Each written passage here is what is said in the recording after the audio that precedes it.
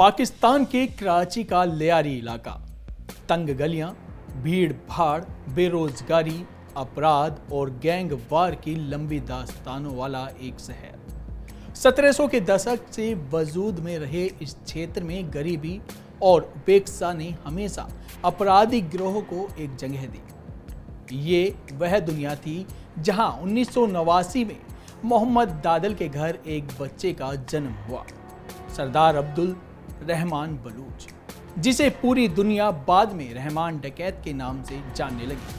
Abdul Rahman Bloch उर्फ रहमान डकैत, 1975 की पैदाइश, 13 साल की उम्र में पहला कत्ल, अपने बाप दादल से भी ज्यादा खूंखार। अंदाजा ऐसा लगाइए कि 19 साल की उम्र में इसने अपनी ही मां को मारकर पंखे से लटका दिया था।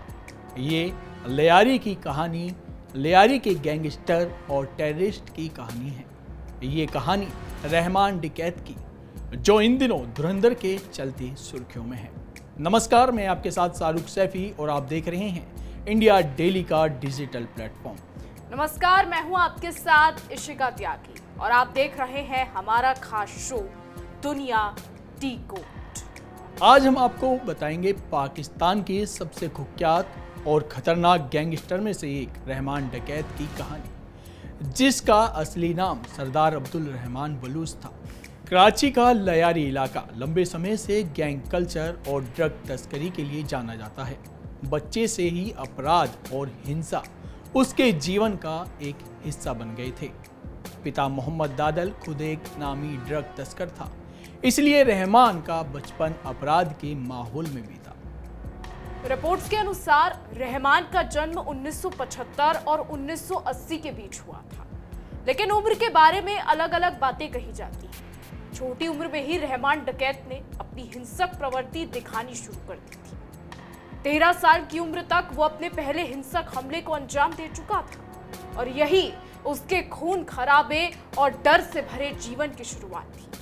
उसके जीवन में हिंसा और आतंक एक ऐसी आदत बन गई थी जो बाद में उसे पूरी दुनिया में कुख्यात बना गई। रहमान डकैत की सबसे अलग पहचान उसकी क्रूरता और निर्दयता थी। उसके खिलाफ सबसे भयानक आरोप में से एक था कि उसने अपनी ही मां को मौत के घाट उतार दिया था। कहा जाता है कि उसे शक था कि उसकी मां का किसी दूसरे गैंग के सदस्य के साथ संबंध था। इसी शक में उसने अपनी मां का गला घोंट दिया और उसका शव छत के पंखे से लटका दिया।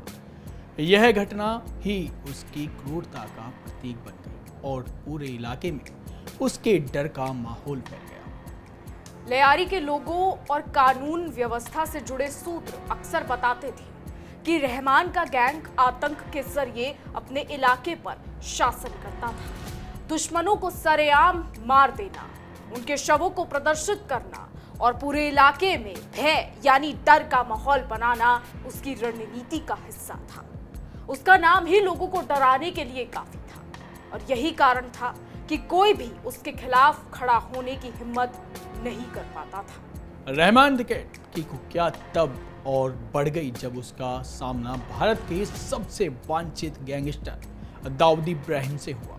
दाऊद इब्राहिम उस समय पाकिस्तान में रहकर अपने अंडरवर्ल्ड नेटवर्क को चला रहा था।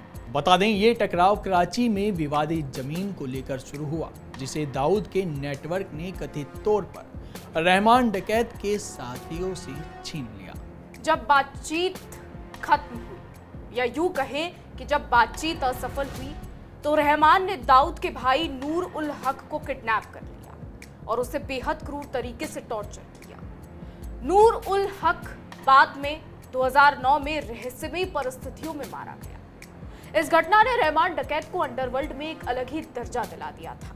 बहुत कम लोग ही दाऊद इब्राहिम को चुनौती देने की उस वक्त हिम्मत रख सकते थे और जिंदा बच पाना तकरीबन नामुमकिन था, लेकिन रहमान डकैत ने सीधा दाऊद इब्राहिम से पंगा लिया।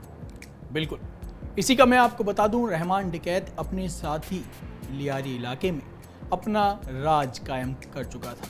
उसका गैंग दुश्मनों को डराने और इलाके पर नियंत्रण बनाने के लिए सार्वजनिक रूप से हिंसा करता था। ये हिंसा इतनी भयावह थी कि लोग रोजमर्रा की जिंदगी में भी सुरक्षा की उम्मीद छोड़ चुके थे। बिल्कुल शाहरुख, रहमान डकैत की क्रूरता का अंदाजा इसी बात से लगाया जा सकता है कि उसके खिलाफ कितने ही भयानक आरोप लगे थे, लेकिन वो हमेशा अपने इलाके में एक ताकतवर और डरावने व्यक्तित्व के रूप में उभरा। यानी वो अपने इलाके में ऐसा व्यक्ति, ऐसा आदमी था जिससे बच्चा बच्चा डरता था। उसकी छवि इतनी मजबूत थी कि गैंगस्टर दुनिया में भी उसका नाम सुनते ही लोग डर जाते थे। बिल्कुल, रहमान डकैत का सबसे बड़ा विरोध अंडरवर्ल्ड डॉन दाऊद इब्राहिम से था। उनके बीच का टकराव कराची में जमीन और अंडरवर्ल्ड नेटवर्क को लेकर हुआ। यह टकराव इतना गंभीर था कि इसे अंडरवर्ल्ड इतिहास की सबसे खतरनाक मुठभेड़ में गिना जाता है। रहमान डकैत ने इस टकराव में अपनी क्रूरता का पूरा प्रदर्शन किया। नूर उल हक का किडनैप और टॉर्चर ये साबित करता है कि वो अपने विरोधियों को डराने और सबक सिखाने में पीछे नहीं हटता था। यही वजह थी कि उसका नाम पूरे अंडरवर्ल्ड में फैल गया था। रहमान डकैत के बाद भी उसके गैंग के लोग कराची में हिंसा, आतंक का माहौल बना रखे थे।